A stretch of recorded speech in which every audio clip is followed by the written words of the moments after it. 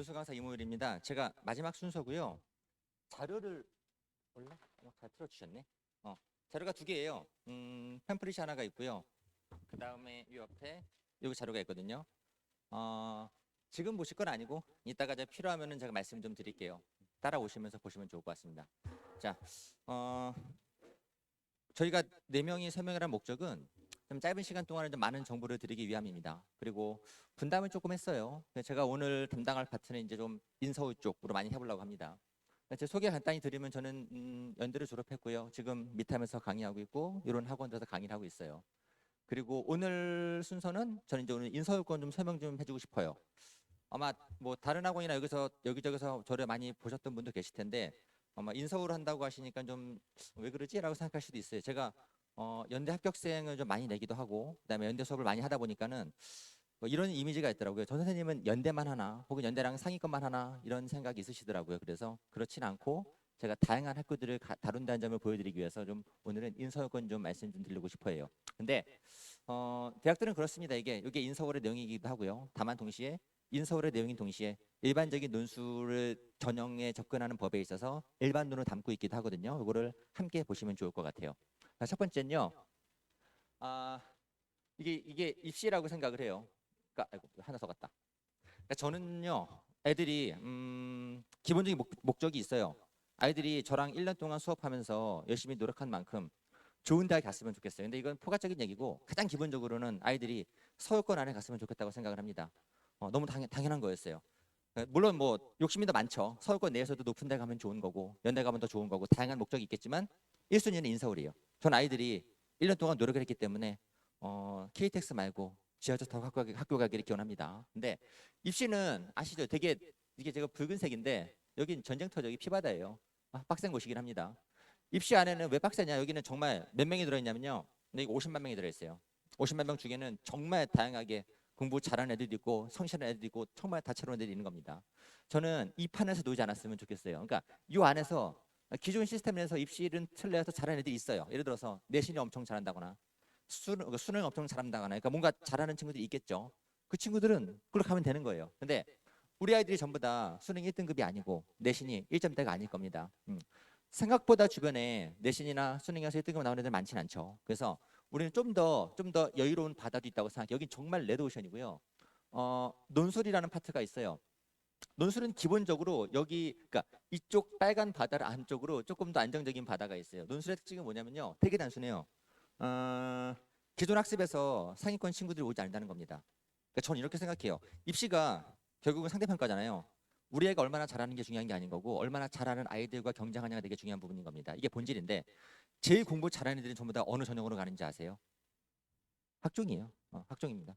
1학년 1학기 중간고사부터 열심히 하는 애들이 있어요. 얘네들이 학종으로 간 애들이 최상위를 가져가는 겁니다. 얘네가 빠져나가요.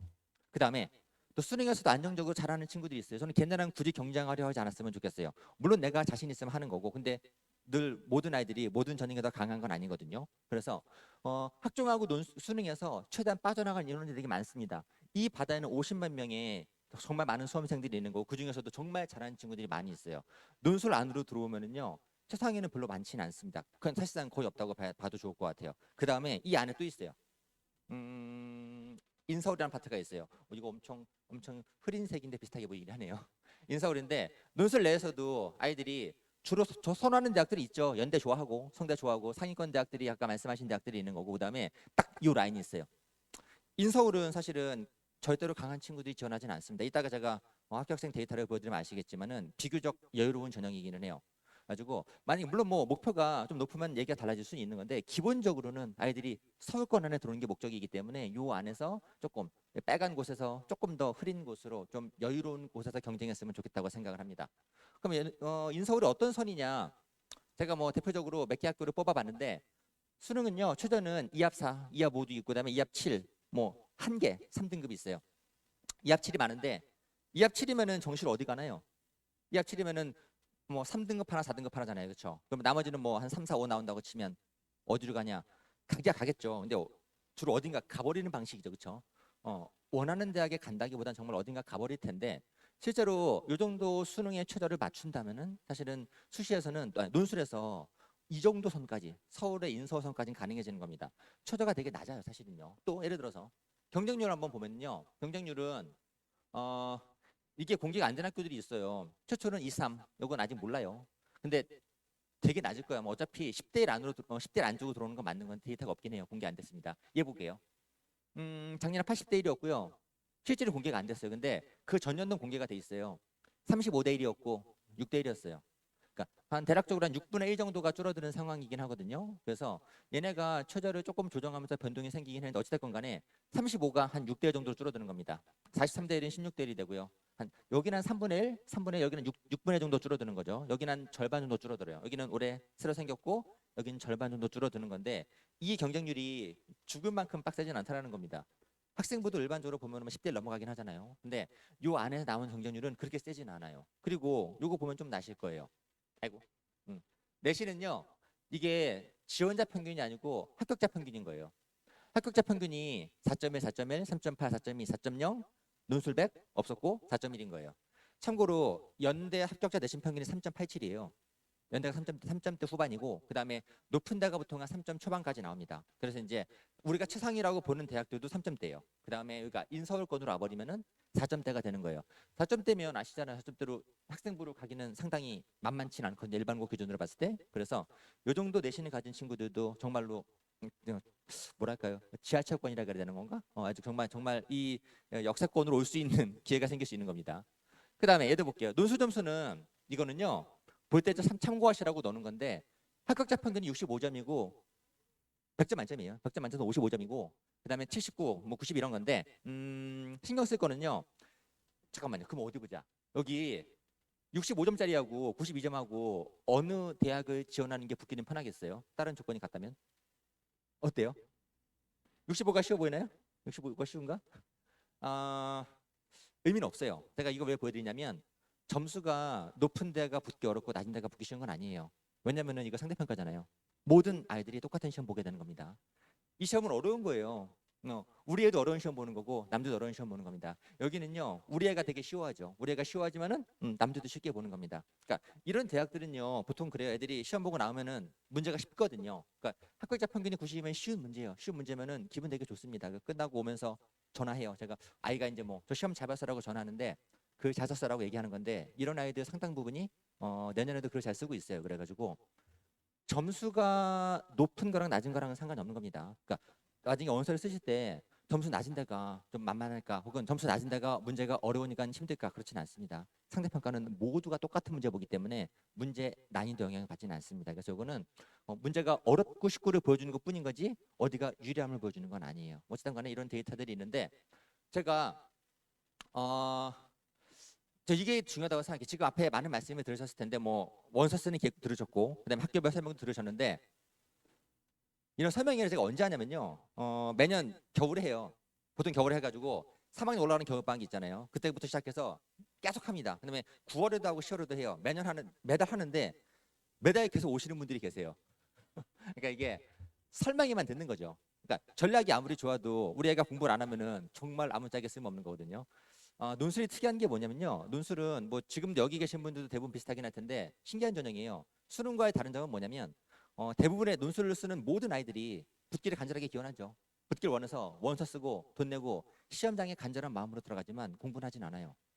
대부분 공부하지 않습니다. 아마 어머님 아이들도 비슷할 거고 그다음에 주변에 애들 보세요. 주변에 우리 아이 친구들 보면은 내신 보면 딱 나오잖아요. 어차피 논술 쓸 거예요. 쓸 건데 공부는 하진 않아요. 그래서 저는 행동이 되게 중요하다고 생각합니다. 전략은 중요하죠. 근데 전략은 대부분 잘 세워요. 가자. 계획은 있는 거고 움직이지 않아요.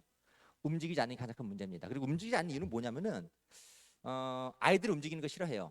왜냐면은 본인이 지금 내신도 못하고 수능도 못하거든요. 근데 논술을 추가를 한다. 되게 싫어합니다. 마인드가 조금 바뀌었으면 좋겠어요. 내신을 잘하고 수능을 잘하면 논술이 필요 없는 거예요. 이게 부족하니까 논술하는 겁니다. 그래서 만약에 지금 일반적으로 보는 전형들이 있어요. 우리나라 50만 수험생이 모두가 도전하는 게 수능과 학생부예요. 여기서 내가 갈 만하다. 그러면 그걸로 가는 거예요. 근데 만약에 이게 딱히 갈 만한 선이 아니다 싶으면은 다른 길을 찾아야 되는데 아이들은 본인이 공부하는 거 되게 개수가 늘어나는 것 부담이 되게 큽니다. 반면에 어머님들은 좀 더 시야가 넓어요. 그래서 이제 조금 더 논의하는 과정에서 만약에 이 올바른 길이라고 판단이 되신다면 조금 더 강하게 푸시하셔도 좋을 것 같아요. 학생도 있네. 미안해. 자, 행동이고요. 그 다음에 모의논술 일정과 의미가 있어요. 제가 여기 자료 보시면 얘가 보면요. 앞에 한 2장인가 넘어가 보세요. 모의논술 일정을 적어놨어요. 5페이지에 있네요. 5페이지에 보면은 현재 진행하고 있는, 제가 어저께 기준으로 찾아본 건데 왼쪽은 추천이고 오른쪽은 비추예요. 왼쪽을 추천하는 이유는 뭐냐면은 시험을 보고 나면 채점을 해줘요. 채점해주고, 채점은 기본. 그 다음에 이제 뭐 등수라든가 백분위를 주는 데가 있고 안 주는 데가 있어요. 어찌됐든 간에 채점은 필요한 겁니다. 오른쪽은 비추천 애들은 채점을 안 해줘요. 아무짝에 쓸모가 없어요. 다만 오른쪽 애들 중에서 인하대가 있어요. 인하대는 유일한 오프라인 논술이에요.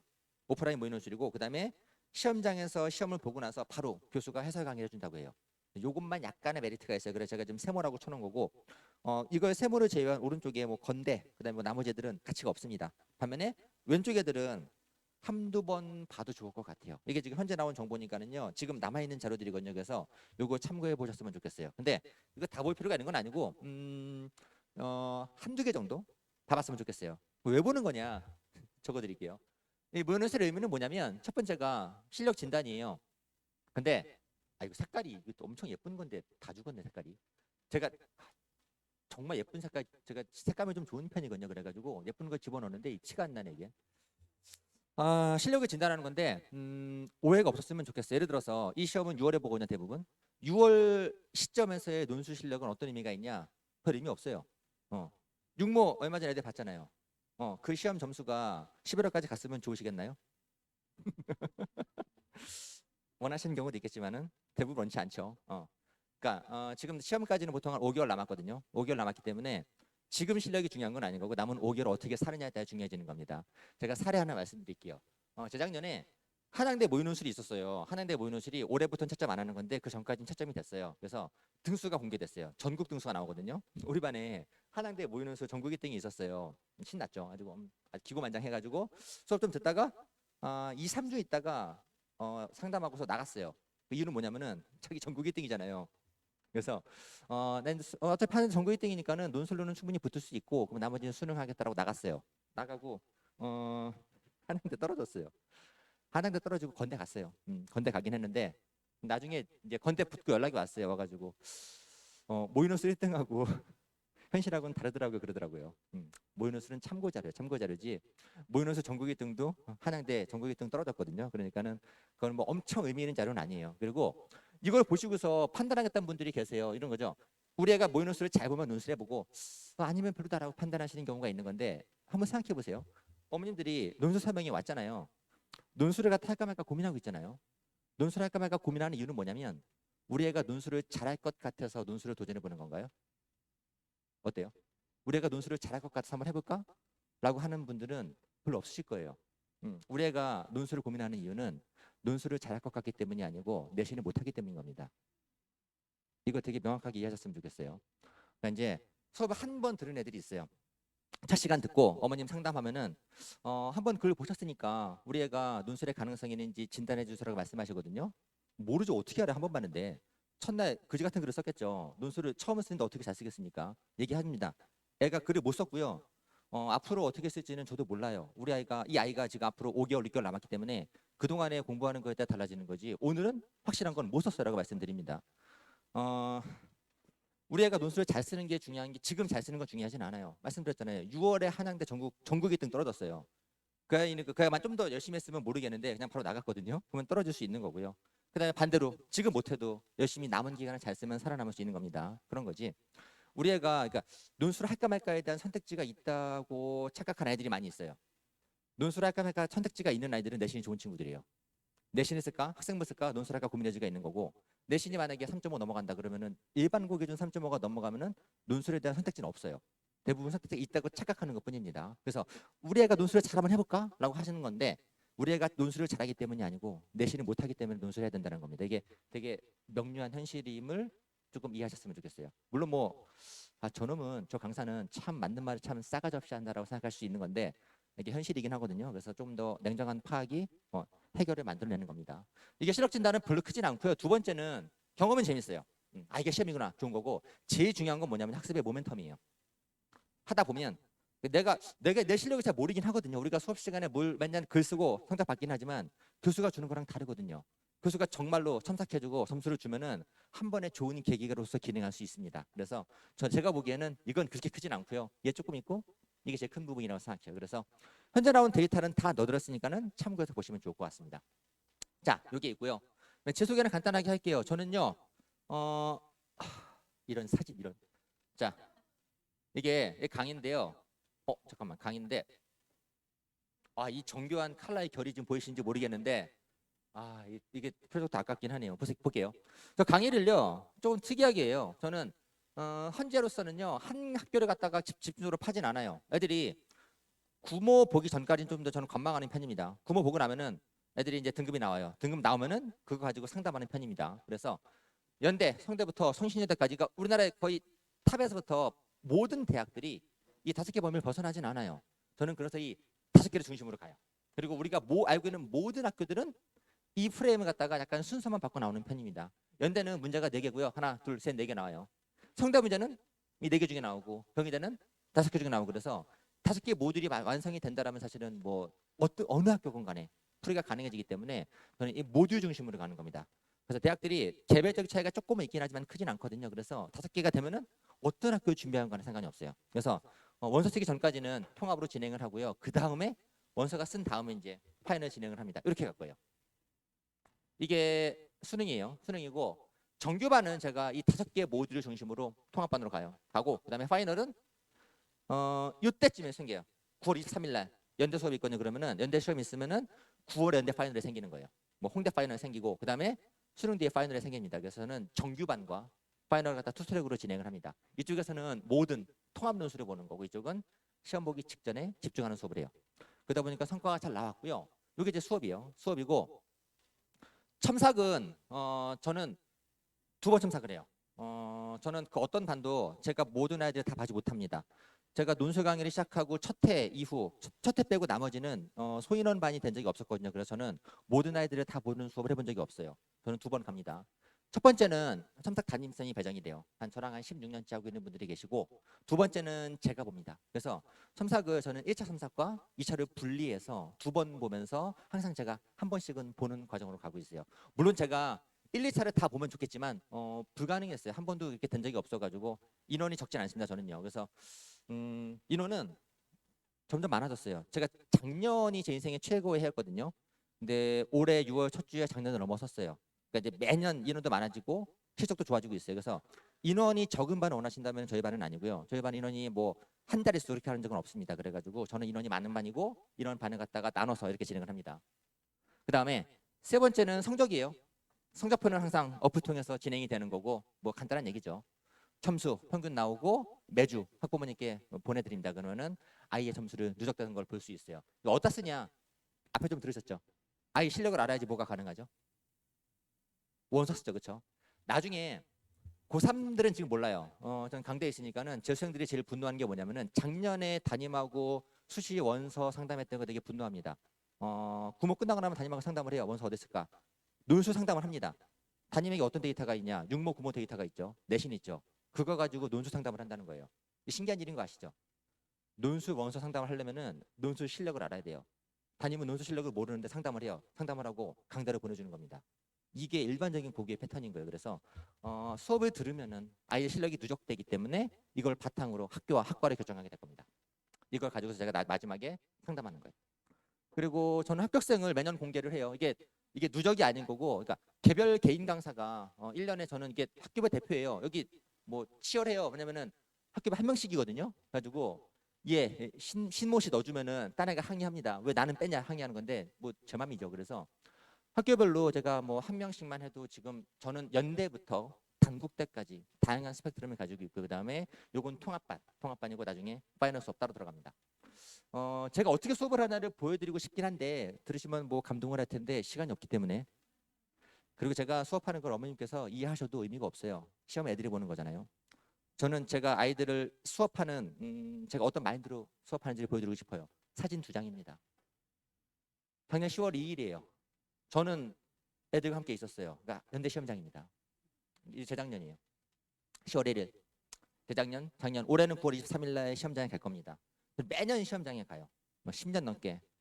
그러니까 논술 강사 어려워요. 국어 강사는 강의하고 끝나죠. 논술은요, 강의하고 상담하고 첨삭해주고 시험장까지 따라갑니다. 제가 연대에 10년 넘게 가고 있는데 이렇게 오는 강사는 한 명도 없어요. 저만 갑니다. 그래가지고 아이들하고 항상 이렇게 이런 마인드로 수업을 합니다. 시험장에서 만나면 정말 반가워해요. 여학생들은 진짜 되게 우는 애들도 있어요. 오랜만에 본 애들은. 그래가지고 저는 이렇게 강의를 하고 있고요. 수업은 지금 미탐에서 토요일 날 1시 반, 5시 반까지 진행하고 있습니다. 그래서 지금 전반적으로 제가 그게 이제 인사효과 설명을 드렸고 어떻게 움직여야 되는지 말씀을 드렸어요. 전략은 중요해요. 고민도 중요하고 심사숙고가 중요하긴 하지만은 심사숙고의 결론이 나야 되는 시기가 되긴 했어요. 6월 끝났잖아요. 움직여야 되는 시기입니다. 움직여야 되는 거고 움직여야 되는 건 확실해요. 움직여야 공부하는 건 확실한 거고 다만 어디로 가서 공부할지는 천천히 고민해 보셨으면 좋겠습니다. 자, 제 수는 여기까지고요. 이제 뭘 할 거냐면요. 아까 조금 들으셨죠? 개별적으로 설명은 끝났고요. 이제 선생님들 들어오실 거예요. 그러면은 지금까지 들어보셨던 선생님들 중에서 질문이 있을 겁니다. 그러면은 뭐 저한테 궁금하신 분들은 저한테 오시고 호범쌤도 계시고 봉우쌤 계시고 그다음에 현경쌤 계십니다. 그래서 각자 선생님한테 가셔서 질문을 하시고 원하는 답을 얻어가셔서 좋은 결과. 올해 아까 말씀드렸다시피 저는 작년이 생애 최대였거든요. 올해는 지금 약간 넘어섰어요. 저는 올해가 아마 생애 최대 해가 될 겁니다. 이 자리에 오신 어머님 아이들도 올해가 생애 최고 해가 되기를 기원하겠습니다. 고맙습니다.